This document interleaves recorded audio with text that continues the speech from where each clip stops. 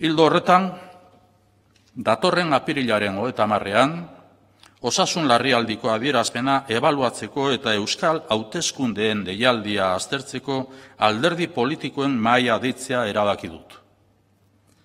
3 arrazoi daude hausnarketa hori partekatzeko. Lehena, alderdi politiko guztiek agerraldiak edo bilerak eskatu dituzte legebiltzarrean, edo baita ere beste alderdi batzuekin ere talde parlamentarioak ordezkatuz.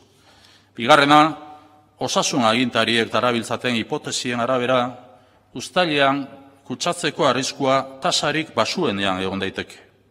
Aitzitik, udazkenaren hasieran baliteke gaixotasuna berriro edatzea, eta ez dugu oraindik txertorik izango. Aurreikuspen horren arabera, komenigarria da uztailean hauteskunde deialdi bat egiteko aukera aztertzea, 3 hilabete ditugu aurretik. Hirugarrena, krisiaren dimentsioak eta sakontasunak eskatzen du legebiltzarra erabat eratuta eta funtzio guztiak dituen gobernua lehenbailehen izatea. Badakigu, hauteskunde hitzorduaren ondoren, legebiltzarra eratzeko eta jaurlaritza berria martxan jartzeko hainbat aste beharko direla.